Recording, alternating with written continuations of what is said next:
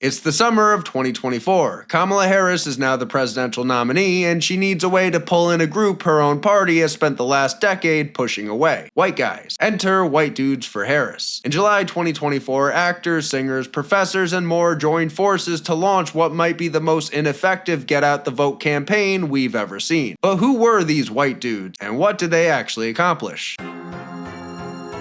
Mark Hamill is a Trump-deranged actor forever known for his role as Luke Skywalker. Mark joined the White Dudes for Harris when it first began and saw it all the way through. Hamill ended up delivering one of the most talked about moments of the entire rollout. During the White Dudes for Harris Zoom call, organizers told him that if he said his famous line, a donor would give $50,000. One of my heroes is on this call, and I'm asking this hero to turn on his mic and say the following in exchange for $50,000, and that is the following. I'm Luke Skywalker. I'm here to rescue you. I'm waiting, Mark. I'm waiting. Can someone unmute Mark? Can we unmute him? There we go.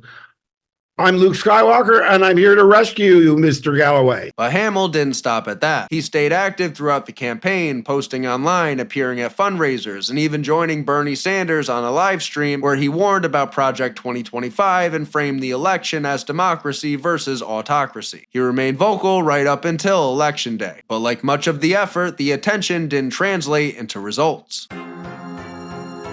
One of the biggest names in the lineup was Jeff Bridges, best known as the dude in The Big Lebowski. Bridges leaned fully into it, joking right away, I'm white, I'm a dude, and I'm for Harris. He praised Joe Biden for passing the baton and said, I'm so excited. A woman president, man, how exciting. He talked about women's rights, protecting the environment, and building a better future for the next generation. But that enthusiasm didn't last long. After President Trump won the 2024 election, Bridges appeared on Jimmy Kimmel Live and said he was going through what he called The grieving process. In the end, Jeff Bridges' role in the campaign was pretty limited, mostly just appearing on that July 29th White Dudes for Harris Zoom call.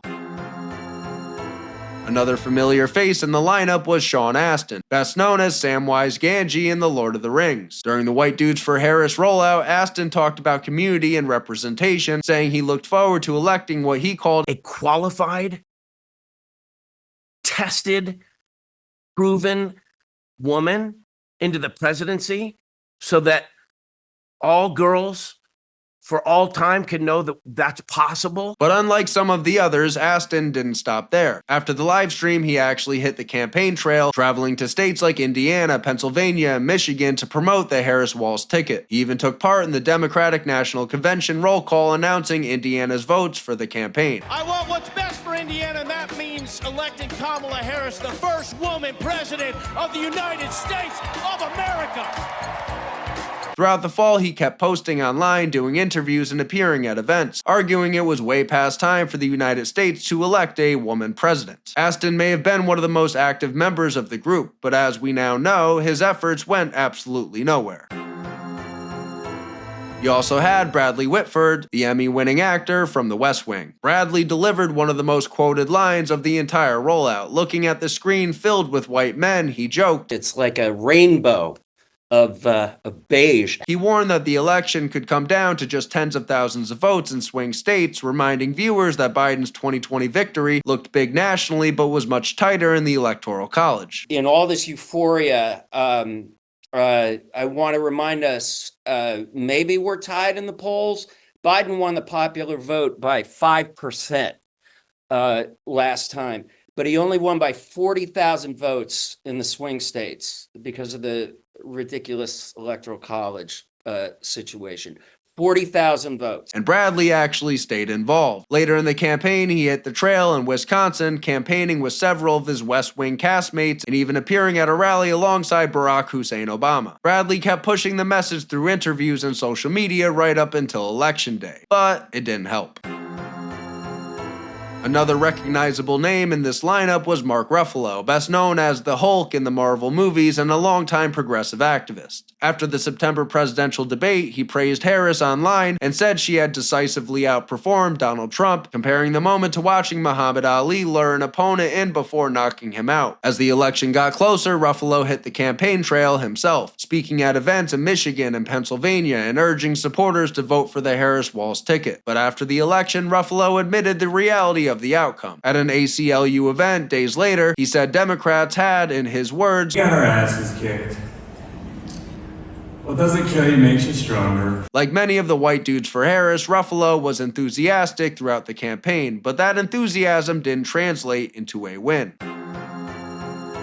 Even academics wanted in on the circus. Another white dude for Harris was Scott Galloway, the NYU professor and author who played both promoter and participant. A day before the white dudes for Harris Zoom call, Galloway announced he would be joining the call. During the program, he was the one who pledged $50,000 if Mark Hamill would deliver his famous Star Wars line. Galloway stayed involved later in the campaign as well, endorsing Harris on his podcast and arguing her policies could help young men through economic opportunity. He continued promoting the campaign through social media, podcast appearances, and even online discussions encouraging young voters to back Harris. At one point, he even revealed that he had placed a $385,000 bet on a Harris victory. And as we all know, that prediction didn't age very well. Another celebrity who joined the effort was Joseph Gordon-Levitt, known for films like Inception and Looper. Gordon-Levitt took more of an aggressive tone than some of the others. During his appearance with the White Dudes for Harris group, he went straight after Donald Trump, arguing that, let's just say Donald Trump is a successful businessman, which I don't think he is.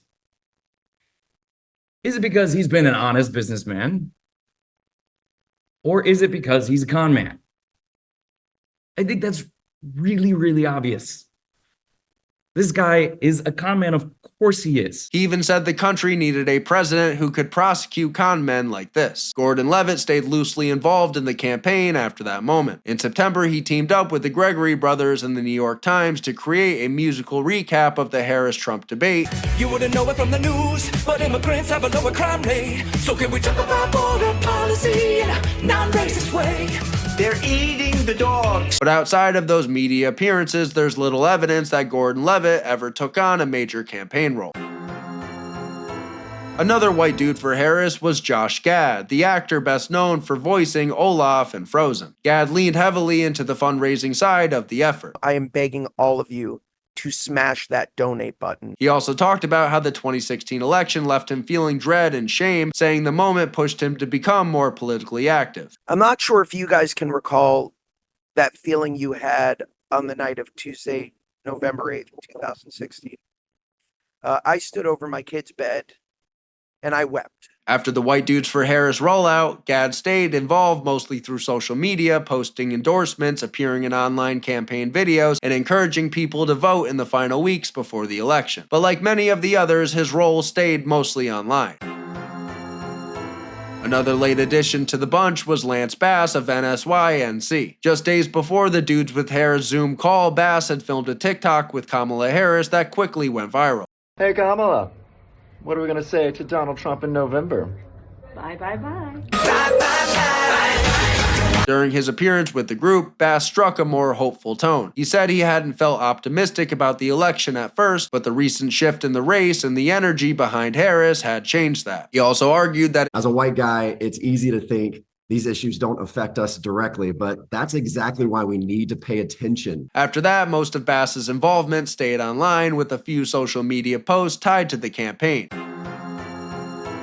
Another person who appeared near the end of that Zoom call was David Hogg, the Parkland shooting survivor who later became a gun control activist and at the time was a co-vice chair of the Democratic National Committee. Earlier that same day, Hogg had promoted the event on CNN, saying he was super excited to be part of it and wanted young voters to know their voices were being heard. During his remarks, he pointed to policies like climate spending, gun law reforms, and student debt relief as reasons young people should stay politically engaged. He also criticized Republican leaders, arguing they wanted to be in our exam rooms, in our bedrooms, and in our kids' classrooms, calling that kind of government involvement weird. But just like the Kamala Harris campaign, it ultimately fell short.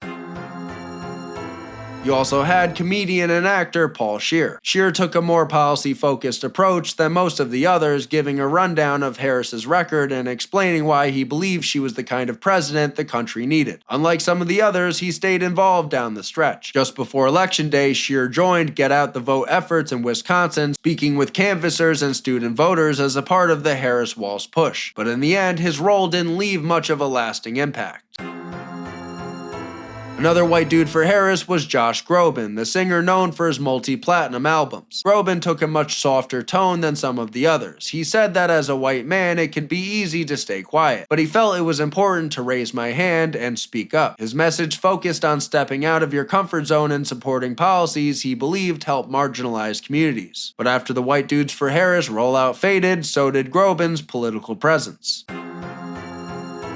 In conclusion, the White Dudes for Harris campaign, or whatever you want to call it, was somewhat successful, raking in about $4 million from that one Zoom call. But even with all those celebrities and that $4 million, it really didn't move the needle. In the end, Democrats had spent years pushing white men away from their party, and in 2024, they paid the price for it. Thank you for watching.